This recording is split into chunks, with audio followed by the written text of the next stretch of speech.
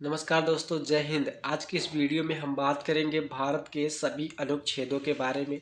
जितने भी अनुच्छेद हैं ए टू जेड, एक से लेकर 395 जितने भी अनुच्छेद हैं, पूरा हम डिस्कस करने वाले हैं। ठीक है, तो उसको समझने से पहले आपको समझना पड़ेगा कि भारत का जो संविधान है वो 26 नवंबर 1949 को ग्रहण किया गया था, या अंगीकार किया गया था, या स्वीकार किया गया था, या अपनाया गया था, या निर्माण हो चुका था, या आंशिक रूप से इसको अपनाया गया था। इतने सभी नाम है इसके, जो 26 नवंबर 1949 को हुआ था। हम बात करें 26 जनवरी 1950 में पूरे देश में लागू हो गया था।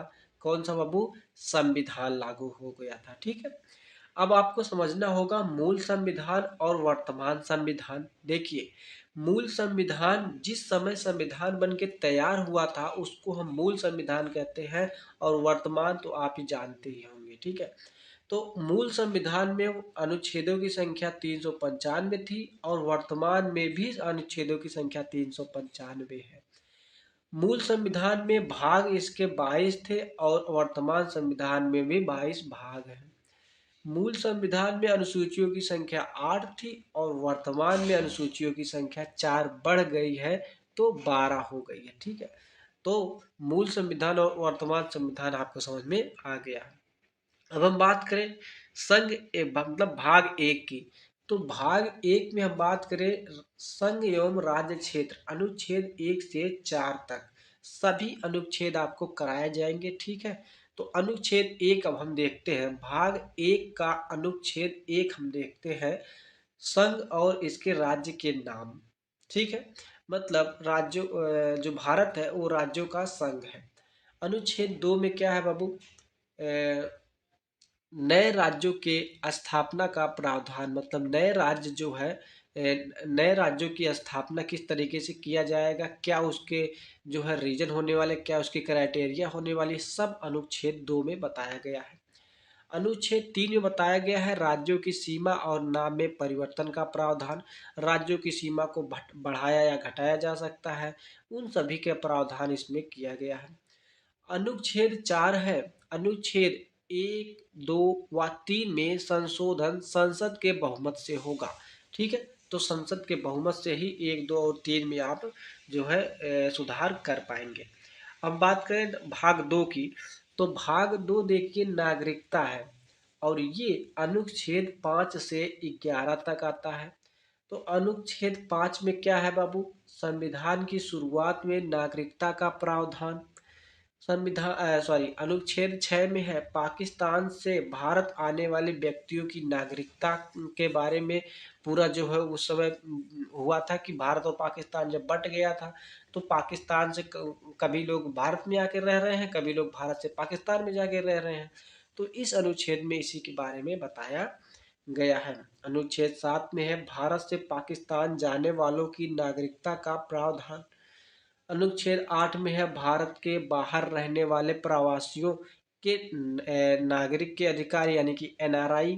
ठीक है, हम बात करें अनुच्छेद 9 की, तो विदेशी नागरिकता लेने पर भारत की नागरिकता से वंचित का प्रावधान। अगर आप बाहर जाके किसी विदेश में जाकर आप वहाँ पे नागरिकता ले रहे हैं, तो भारत से आपकी नागरिकता रद्द कर दी जाएगी। अनुच्छेद 10 की हम बात करें, तो नागरिकता के अधिकार, नागरिकता के क्या अधिकार हैं उन सभी के बारे में बताया गया है। अनुच्छेद 11 हम बात करें, तो संसद द्वारा नागरिकता अधिकार कानूनों का प्रावधान। ठीक है, तो ये सभी आपको आ गया। अब हम बात करते हैं अनुच्छेद मतलब भाग तीन के मौलिक अधिकार। अनुच्छेद कितने आते हैं? 12 से 35 अनुच्छेद आते हैं। अनुच्छेद 12 में है राज्य की परिभाषा, और अनुच्छेद 13 में है मौलिक अधिकारों पर नियंत्रण करने की विधियां। ठीक है, अब हम आगे बात करते हैं, तो समानता का अधिकार। इसमें कितना है? समानता का अधिकार, देखिए ये कोई भाग नहीं है। समानता का अधिकार ये कोई भाग नहीं है, ये आता है भाग तीन के ही अंतर्गत आता है। ठीक है, अब इसमें क्या है समानता का अधिकार? इसमें आपका अनुच्छेद 14 से 18 तक आता है। अनुच्छेद 14 में है कानून की समानता, जो है कानून वो सबके लिए बराबर है। और अनुच्छेद 15 में है धर्म, जाति, लिंग, जन्म स्थान आदि के आधार पर समानता का अधिकार। मतलब आपको कोई धर्म, जाति और लिंग के या जन्म स्थान के आधार पर आपको कोई गाली गलौज नहीं दे सकता, या आपको इस तरीके से किसी जाति के नाम से कोई गाली दे तो आप जान लीजिए कानूनन अपराध है ये। आगे हम बात करें अनुच्छेद 16 की, तो लोक नियोजन के अवसरों में सभी को समानता। लोक नियोजन मतलब क्या होता है बाबू? सरकारी नौकरियां। तो सरकारी नौकरियों में अवसरों के सभी समानता, मतलब सभी लोग उसमें बराबर होंगे। आगे हम बात करें अनुच्छेद 17 की, अस्पृश्यता का अंत, मतलब छुआछूत का अंत कर दिया गया। और अनुच्छेद 18 में क्या है? उपाधियों का अंत कर दिया गया है। मतलब पहले कोई लगाता था ना और उपाधि के महाराजा, महाराजा धीराज, ठीक है, तो ये सभी उपाधियां उसमें जो है खत्म कर दी गई अनुच्छेद 18 के अंतर्गत। अब हम बात करते हैं भाग 3 का ही है पार्ट है। इसमें क्या है? स्वतंत्रता का अधिकार, और ये अनुच्छेद 19 से 22 तक आता है। अनुच्छेद 19 में आता है बोलने और अभिव्यक्ति की आज़ादी। अनुच्छेद 19 ए में आता है बोलने की स्वतंत्रता, अभिव्यक्ति की स्वतंत्रता। अनुच्छेद 19 बी में आता है शांतिपूर्वक बिना हथियारों के कहीं पर इकट्ठा होना। ठीक है। अनुच्छेद 19 सी में आता है संगठन या संघ बनाने की स्वतंत्रता। अनुच्छेद 19 डी में आता है देश के किसी भी भाग में मतलब कि किसी भी राज्य या स्टेट में आने जाने की स्वतंत्रता है। आप मतलब देश में कहीं भी आप आ जा सकते हैं। इसमें आपका कोई वो मतलब टैक्स या कोई वीज़ा पासवर्ड नहीं लगने वाला है। ठीक है। अनुच्छेद 19 ई में हम बात करें तो देश के किसी भी क्षेत्र में रहने की स्वतंत्रता, आप रह भी सकते हैं। और अनुच्छेद जो है 19F इस समय जो खाली है। ठीक है। अनुच्छेद 19G में है देश के किसी भी हिस्से में व्यापार करने की स्वतंत्रता, आप किसी भी हिस्से में जाके व्यापार कर सकते हैं। अब हम बात करें अनुच्छेद 20 की, तो अनुच्छेद 20 में है अपराधों के दोष सिद्ध के संबंध में संरक्षण। और अनुच्छेद 21 में है प्राण और दैहिक स्वतंत्रता का अधिकार, जीने का अधिकार इसमें दिया गया है। फिर अनुच्छेद 21 ए में शिक्षा का अधिकार। ये कब किया गया बाबू? 86वां संविधान संशोधन में। एक वीडियो हम लेके आएंगे पूरा संविधान संशोधन का, जितने भी संशोधन हुए हैं संविधान में वो सभी एक वीडियो आपको पूरा मिल जाएगा। ठीक है। तो शिक्षा का अधिकार कहाँ बाबू? अनुच्छेद 21 ए में है। और अनुच्छेद 22 में है कुछ दशा में गिरफ्तारी के संरक्षण। ठीक है। फिर हम बात करें शोषण के विरुद्ध अधिकार, ये भाग 3 का ही पार्ट है। अनुच्छेद 23 से 24 तक है। अनुच्छेद 23 में क्या है? मानव के साथ दुर्व्यवहार का प्रतिषेध। अनुच्छेद 24 में है कारखानों में 14 वर्ष से कम आयु के बच्चों से काम पर प्रतिषेध। ठीक है। मतलब 14 वर्ष के कम आयु के बच्चे होंगे तो उस पे जो है अगर आप कार्य करा रहे हैं उनसे या काम करा रहे हैं तो ये कानूनन अपराध होगा। आगे बात करें धार्मिक स्वतंत्रता का अधिकार, अनुच्छेद जो है 25 से 28 तक है। ये भाग 3 का ही पार्ट है। ठीक है। अनुच्छेद 25 में है धर्म को मानने की स्वतंत्रता, आप किसी भी धर्म को मान सकते हैं, अनुच्छेद 25 में बताया गया है। अनुच्छेद 26 में है धार्मिक कार्यों के प्रबंध की स्वतंत्रता। अनुच्छेद 27 में है धर्म पर कर यानी कि टैक्स संबंधित स्वतंत्रता, मतलब धर्म पर कोई भी टैक्स नहीं लगेगा। आप किसी भी रिलीजियन को मानते हो, चाहे आप हिंदू हो, मुस्लिम हो, सिख हो, ईसाई हो, इस पर कर नहीं लगेगा।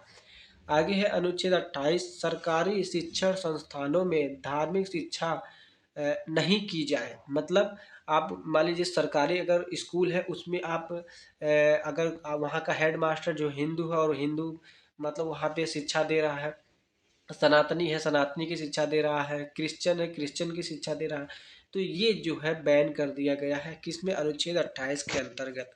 आगे हम बात करें संस्कृति और शिक्षा संबंधी अधिकार, अनुच्छेद 29 से 30 तक आता है।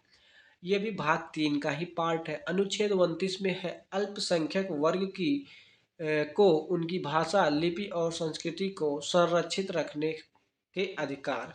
अनुच्छेद 30 में है अल्पसंख्यक वर्ग को शैक्षणिक संस्थान संचालित करने के अधिकार, अनुच्छेद 30 के अंतर्गत आता है।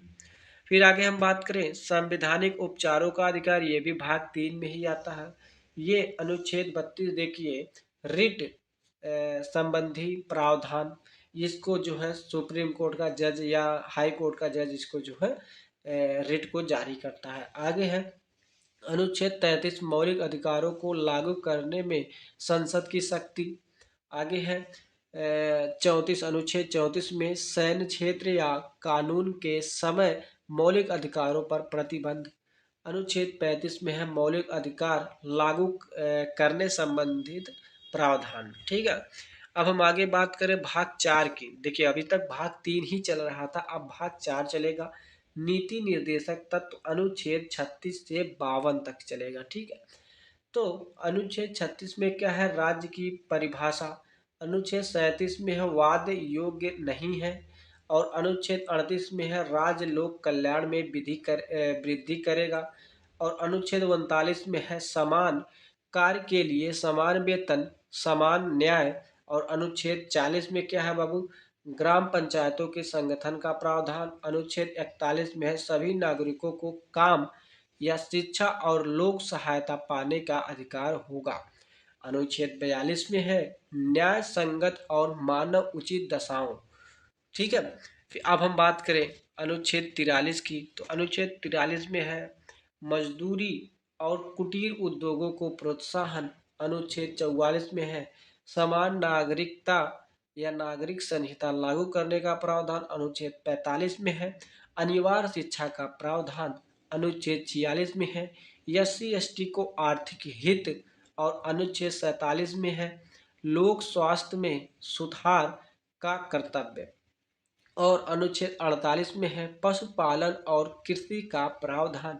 अनुच्छेद 48A में है पर्यावरण और वन्य जीवों का संरक्षण। ठीक है, अगर कोई पर्यावरण को नुकसान पहुंचा रहा है या वन्य जीवों को जो है मार के खा रहा है तो उस सभी जो है कानूनन अपराध होंगे।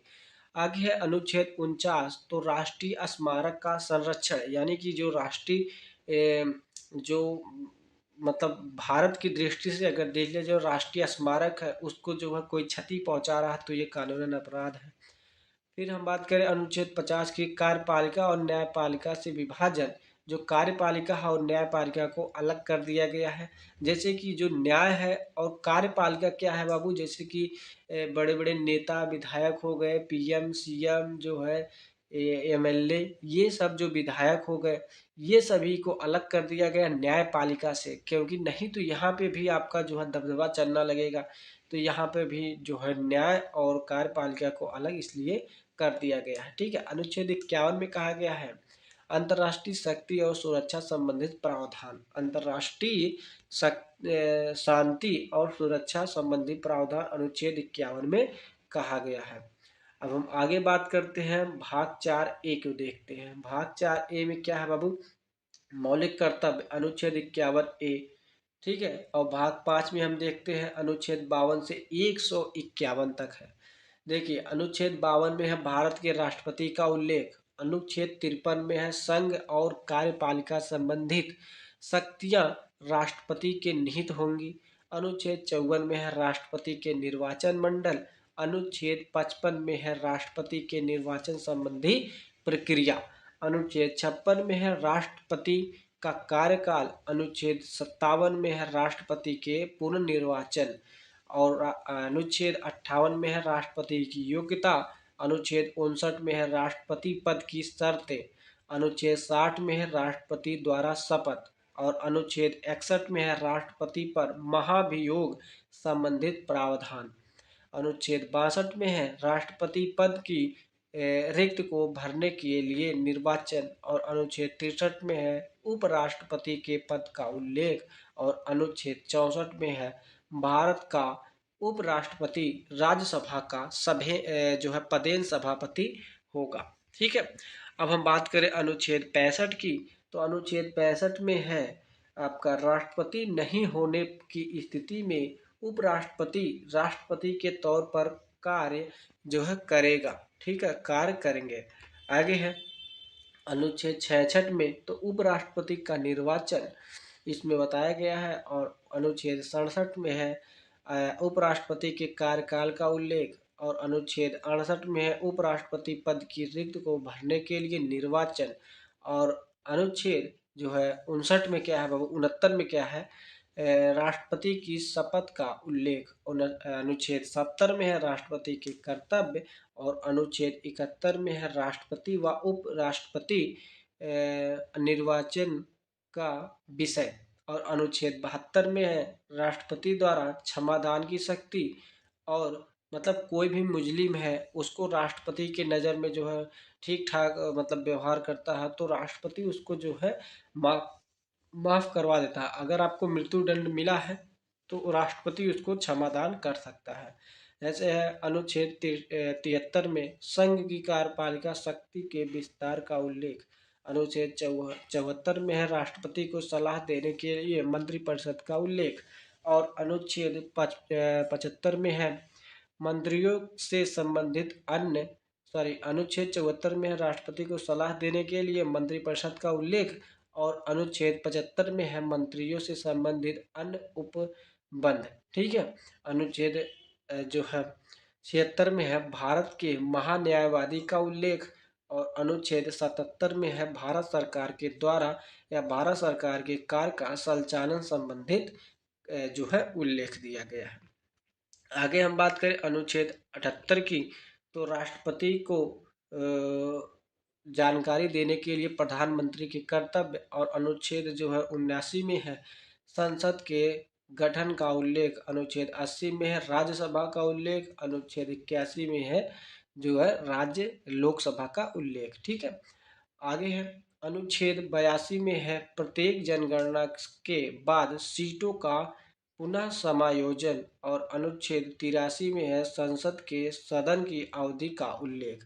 अनुच्छेद 84 में है संसद की सदस्यता के लिए योगदान। और अनुच्छेद 55 में है 85 में है संसद के सत्र सत्रावसान और विघटन से संबंधित उल्लेख। और अनुच्छेद 86 में है राष्ट्रपति को संसद में अभिभाषण और संदेश भेजने का अधिकार। और अनुच्छेद 87 में है राष्ट्रपति को विशेष अभिभाषण।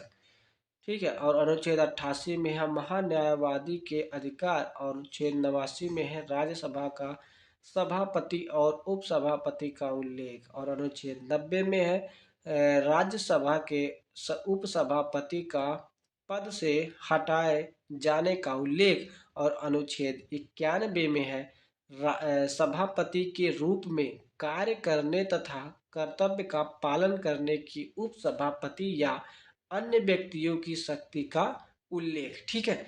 तो ये सभी जो है किसमें है बाबू, ये सभी कार्य यहाँ पे दिए गए अनुच्छेद दिए गए हैं। ठीक है। आगे हम बात करें अनुच्छेद 92 की, तो अनुच्छेद 92 में है जब सभापति, देखिए जब सभापति और उपसभापति को हटाने का संकलन विचाराधीन हो। ठीक है। आगे है अनुच्छेद 93 की। अनुच्छेद 93 में है लोकसभा के अध्यक्ष और उपाध्यक्ष का उल्लेख। अनुच्छेद 94 में है अध्यक्ष और उपाध्यक्ष का रिक्त पद भरना व पद से हटाया जाना। अनुच्छेद 95 में अध्यक्ष और उपाध्यक्ष के कार्य, कर्तव्य और शक्तियों का उल्लेख। और अनुच्छेद 96 में है जब अध्यक्ष या उपाध्यक्ष को मतलब हटाया जाना। फिर है अनुच्छेद 97 राज्यसभा और सभापति और उपसभापति द्वारा या तथा लोकसभा अध्यक्ष और उपाध्यक्ष के वेतन भत्ते इसमें दिए गए हैं। और अनुच्छेद 98 में है संसद के सचिवालय का उल्लेख। और अनुच्छेद जो है 99 में है संसद सदस्यों द्वारा शपथ का उल्लेख। अनुच्छेद 100 में है क्या है बाबू, संसद में मतदान जो है रिक्तियों पर कार्य करने की शक्ति और गणपूर्ति। और अनुच्छेद 101 में है संसद में रिक्त होना। और अनुच्छेद 2 में क्या है बाबू, संसद सदस्यता योग्यताएं। जो संसद है उसमें जो सदस्य रहते हैं उनकी योग्यता इसमें दिया गया अनुच्छेद 102 में। अनुच्छेद 105 में बाबू दिया गया है संसद के सदस्यों की शक्तियां और विशेषाधिकार। और अनुच्छेद जो है 106 में दिया गया है। संसद के वेतन व भत्ते अनुच्छेद 108 में दिया गया है। दोनों सदनों की संयुक्त बैठक अनुच्छेद 109 में दिया गया है। धन विधेयक के संबंध में विशेष प्रक्रिया अनुच्छेद 110 में है बाबू। धन विधेयक की परिभाषा अनुच्छेद 111 में है। विधेयकों पर अनुमति, ठीक है। फिर आगे है अनुच्छेद 112 में वार्षिक वित्तीय विवरण या बजट का उल्लेख, या अनुच्छेद 113 में है संसद में प्राक्कलन से संबंध में प्रक्रिया। आगे है अनुच्छेद 114 में है विधायक का उल्लेख, ठीक है। तो विधायक का उल्लेख 114 में है। अनुच्छेद 120 में है संसद में प्रयोग की जाने वाली भाषा। संसद में कौन सी भाषा प्रयोग की जाएगी, अनुच्छेद 120 में कहा गया है। आगे है अनुच्छेद 122 में न्यायालयों द्वारा संसद की कार्यवाही की जांच नहीं की जा सकती है, नहीं की जाएगी, ठीक है। आगे है अनुच्छेद 123 अध्यादेश की शक्तियाँ या शक्ति। अनुच्छेद 124 में है सर्वोच्च न्यायालय की स्थापना और गठन का उल्लेख। अनुच्छेद 125 में है न्यायाधीशों के वेतन के बारे में बताया गया है। अनुच्छेद 126 में है मुख्य न्यायमूर्ति की नियुक्ति। और अनुच्छेद 27 में है अन्य न्यायमूर्तियों की नियुक्ति। अनुच्छेद 128 में है सेना निवृत्त न्यायाधीशों के बारे में जो है इसमें बताया गया है। आगे अनुच्छेद 129 में है उच्चतम न्यायालय अभिलेख न्यायालय के रूप में होने का प्रावधान। अनुच्छेद 130 में है बाबू उच्चतम न्यायालय के आरंभिक अधिकार। और अनुच्छेद 137 में है उच्चतम न्यायालय द्वारा पुनः विलोकन, ठीक है, विलोकन। आगे अब हम बात करें अनुच्छेद 143 की, तो अनुच्छेद 143 में है उच्चतम न्यायालय के परामर्श करने की राष्ट्रपति की शक्ति, या उच्चतम न्यायालय से जो है राष्ट्रपति परामर्श कर सकता है। आगे है अनुच्छेद 144 में सिविल एवं न्यायिक पदाधिकारियों द्वारा उच्चतम न्यायालय की सहायता जो है सहायता में कार्य किया जाना, ठीक है। आगे अनुच्छेद 148 में भारत के नियंत्रक महालेखा या परीक्षक CAG का उल्लेख। अनुच्छेद 149 में है नियंत्रक महालेखा परीक्षा के कर्तव्य और शक्तियों का उल्लेख। अनुच्छेद 150 में है संघ के और राज्यों के लेखाओं का प्रारूप। अनुच्छेद 151 में है प्रतिवेदन, ठीक है, प्रतिवेदन आपका 151 में है। आगे हम बात करें भाग 6 की, तो भाग 6 आपका है क्या बाबू, राज्य, ठीक है। इसमें क्या है बाबू, अनुच्छेद 152 से 237 तक। अनुच्छेद 52 में क्या है, 152 में क्या है राज्य की परिभाषा। अनुच्छेद 153 में है राज्यपाल का उल्लेख। अनुच्छेद 154 में है राज्य की कार्यपालिका शक्तियां राज्यपाल में निहित होगी। अनुच्छेद 155 में है राज्यपाल की नियुक्तियां। अनुच्छेद 156 में है राज्यपाल का कार्यकाल। अनुच्छेद 157 में है राज्यपाल की योग्यताएं निहित होगी।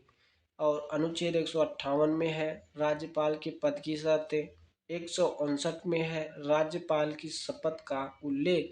और 160 में है राज्यपाल की कृतियों का निर्वहन। और अनुच्छेद 61 में है राज्यपाल की क्षमादान संबंधित शक्तियाँ, ठीक है। अब हम आगे बात करें अनुच्छेद 62 में क्या है बाबू, राज्य की कार्यपालिका शक्ति का विस्तार। और अनुच्छेद 163 में है राज्यपाल की सहायता और सलाह के लिए मंत्रिपरिषद का उल्लेख। अनुच्छेद 164 में है मंत्रियों के बारे में अन्य उपबंध। और अनुच्छेद 165 में है राज्य का महाधिवक्ता यानी कि एडवोकेट जो है जनरल। 166 में है बाबू राज्य की सरकार के कार्य का संचालन। और 167 में है मुख्यमंत्री का कर्तव्य। 168 में है राज्यों के विधानमंडल के गठन का प्रावधान। और 169 में है राज्य के विधान परिषदों का बनाना और भंग करना। अनुच्छेद 170 में है विधानसभाओं की संरचना का उल्लेख। और अनुच्छेद 171 में है विधान परिषदों की संरचना का उल्लेख, ठीक है। अब हम आगे बात करते हैं 172 में 172 राज्यों के जो है विधानमंडल की अवधि का उल्लेख, और 173 में है विधानमंडल की सदस्यता की योग्यताएं, और 174 में है विधानमंडल के सत्रवासन और विघटन, और अनुच्छेद 175 में है राज्यपाल का संसद में अभिभाषण और संदेश का अधिकार। 76 में है राज्यपाल का विशेष अभिभाषण अधिकार, और 177 में है महाधिवक्ता के अधिकार।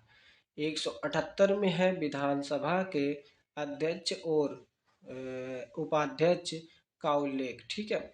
और अनुच्छेद 179 में है विधानसभा अध्यक्ष और उपाध्यक्ष का पद रिक्त होना, पद त्याग या पद से हटाया जाना। अनुच्छेद 180 में है विधानसभा उपाध्यक्ष के अध्यक्ष के तौर पर कार्य करने की शक्तियाँ, ठीक है।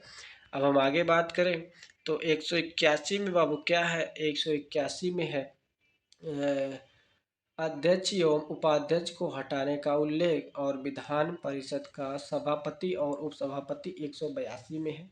183 में है बाबू, अनुच्छेद 183 में है विधान परिषद सभापति और उपसभापति पद से हटाया जाना। और बात करें 184 में तो विधान परिषद के उपसभापति का सभापति के तौर पर कार्य करने की शक्तियाँ अब और है। 186 में अध्यक्ष और उपाध्यक्ष तथा उपसभापति के सभापति और उपसभापति के वेतन और भत्ते। 187 में है राज्य विधानमंडल का सचिवालय, और 100 जो है 88 में क्या है बाबू, विधानमंडल के सदस्यों द्वारा शपथ का उल्लेख। और बात करें अनुच्छेद 189 में तो विधानमंडल के कार्य करने की शक्ति और गणपूर्ति। अनुच्छेद 190 में है विधानमंडल में स्थानों का रिक्त होना, ठीक है। अब हम आगे बात करते हैं अनुच्छेद 191 में, तो यहाँ पे है विधानमंडल के सदस्यों की योग्यताएं, और 192 में है सदस्यों की योग्यताओं के संबंध प्रश्नों का विवेचन, ठीक है। अनुच्छेद 194 में है विधानमंडल और उनके सदस्यों की शक्तियां और विशेषाधिकार। अनुच्छेद 195 में है विधानमंडल सदस्यों के वेतन भत्ते का उल्लेख। अनुच्छेद 199 में है विधानमंडल में धन विधेयक की परिभाषा। अनुच्छेद 200 में है विधेयकों पर अनुमति, ठीक है। अनुच्छेद 201 पे है विचारों के लिए आरक्षित विधेयक। 202 में है वार्षिक वित्तीय विवरण या बजट विधानमंडल में। अनुच्छेद 203 में है विधानमंडल में प्राक्कलन में संबंध या प्राक्कलन के संबंध में प्रक्रिया। अनुच्छेद 204 में है विनियोग विधेयक, ठीक है, विनियोग विधेयक। अब हम आगे बात करते हैं अनुच्छेद 207 में तो वित्त विधेयकों के बारे में विशेष उपबंध। और अनुच्छेद जो है 213 में है राज्यपाल की अध्यादेश जारी करने की शक्ति। जो राज्यपाल है उसकी अध्यादेश जारी करने की शक्ति भी इसमें बताई गई है।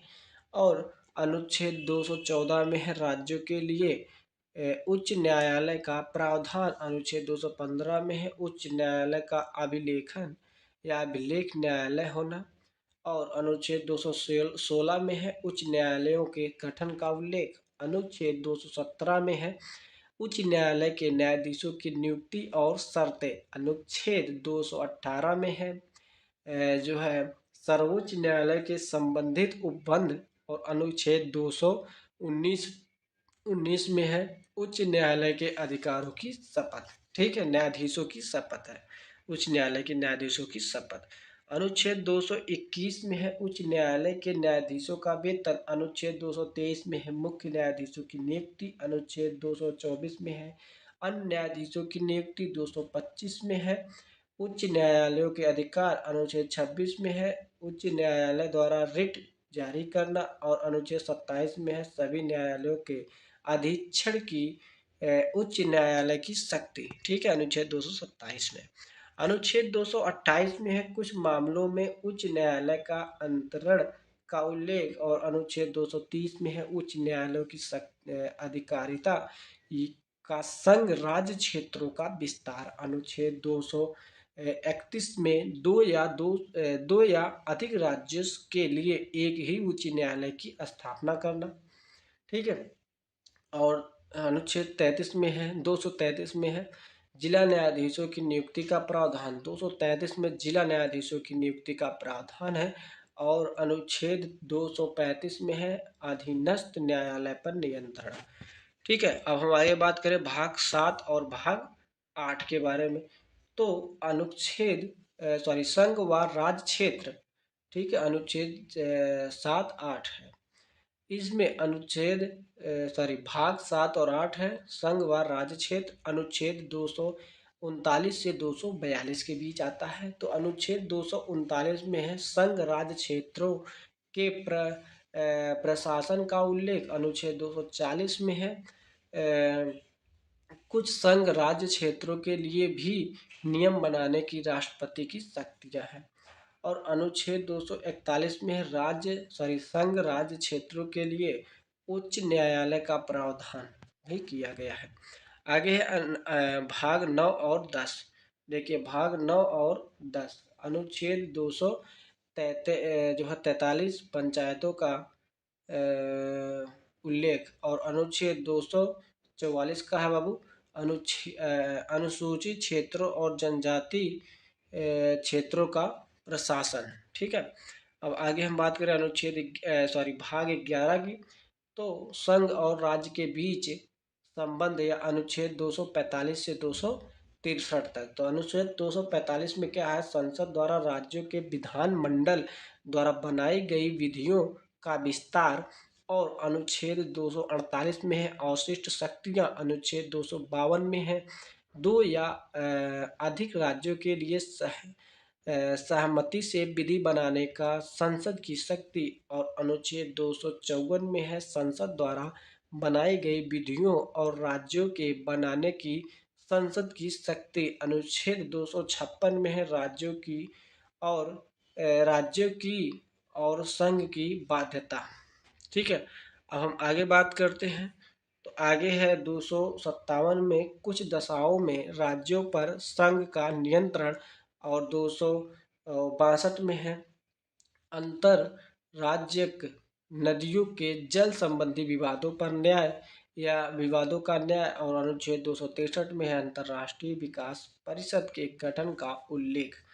ठीक है। अब हम आगे बात करते हैं भाग 12 की। अंतिम है वित्त या संपत्ति की वाद बाद अनुच्छेद 200 जो है कितना था बाबू 264 से 300 तक है। ठीक है। तो ये है बाबू 266 में क्या है कि भारत की संचित निधि का उल्लेख। अनुच्छेद 267 है आकस्मिक निधि। और अनुच्छेद 275 है कुछ राज्यों को संघ के अनुदान मिलना। ठीक है। नेक्स्ट है 276 है व्यापार आजीविका और नियोजन पर कर यानी कि टैक्स।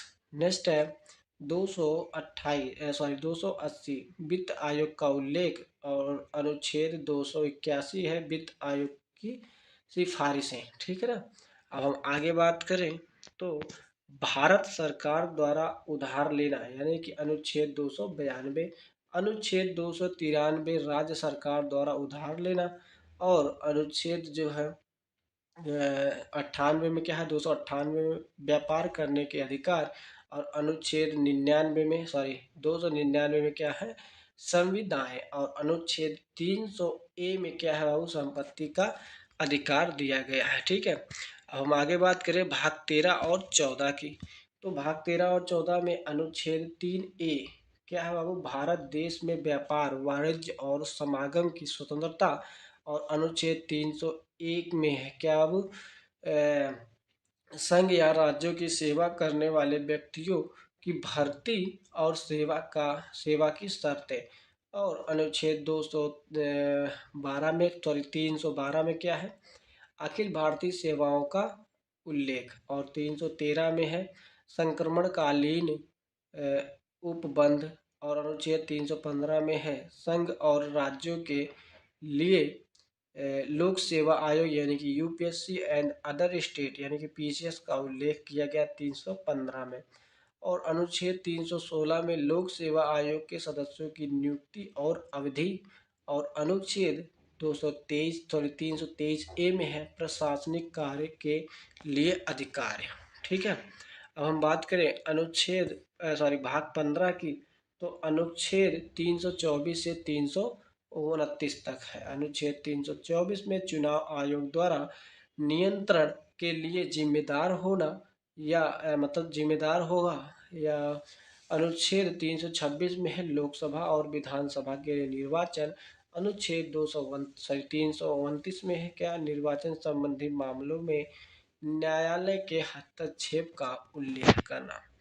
अब भाग 16 की हम बात करें तो कुछ वर्गों के लिए विशेष उपबंध यानी कि अनुच्छेद 303 से अनुच्छेद 342 तक है। अनुच्छेद 330 में है 330 से 342 तक। 330 में है लोकसभा के अनुसूचित जाति और जनजाति के लिए आरक्षण। अनुच्छेद 331 में है लोकसभा के आंग्ल भारतीय समुदाय का प्रतिनिधित्व।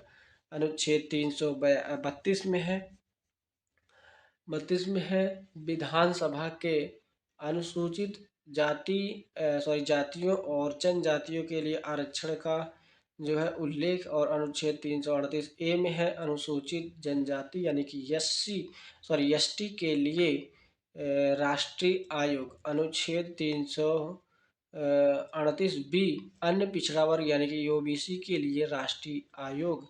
और अनुच्छेद 341 में अनुसूचित जाति यानी कि एससी। और अनुच्छेद 342 में है अनुसूचित जनजातियां एससी मतलब एसटी। ठीक है। और हम आगे बात करें भाग 17 की, तो भाग 17 में बाबू क्या है, राजभाषा का उल्लेख अनुच्छेद 343 से लेकर 351 तक है।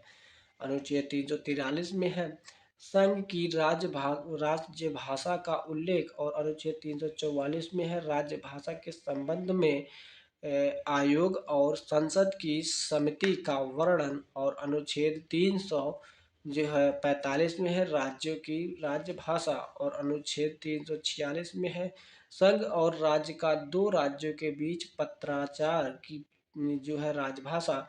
और अनुच्छेद 351 में है हिंदी भाषा का विकास। ठीक है। अब हम आगे बात करें भाग 18, तो भाग 18 में क्या है बाबू, आपात उपबंध यानी कि अनुच्छेद 352 से 360 तक। अनुच्छेद 352 आपातकाल की घोषणा का उल्लेख। और अनुच्छेद 353 आपात की घोषणा का प्रभाव। और अनुच्छेद 356 में है राज्य में राष्ट्रपति शासन का उल्लेख। और 358 में है आपातकाल के दौरान उपबंधों का निलंबन का उल्लेख। और अनुच्छेद 359 में है आपातकाल के दौरान भाग 3 पर निलंबन।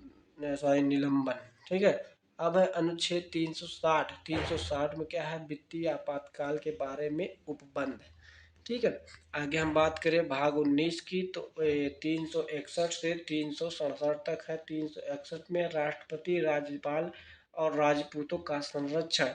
और अनुच्छेद 364 में है महापतन और विमान क्षेत्रों के बारे में विशेष उपबंध। ठीक है।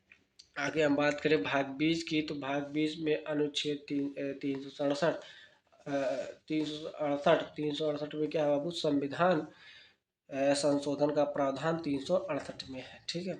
अब आगे हम बात करें जो है भाग 21 की, तो भाग 21 में क्या क्या है बाबू, देखिए भाग 21 में है 369 से 392 और भाग 22 भी इसमें दिया गया। अनुच्छेद 393 से 395 तक है। ठीक है।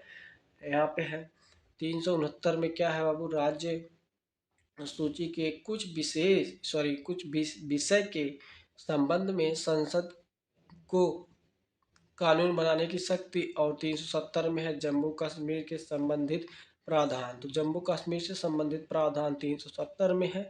और हम बात करें अनुच्छेद 371 की, तो महाराष्ट्र और गुजरात के संबंधित या संबंध में विशेष उपबंध अनुच्छेद 376 में है।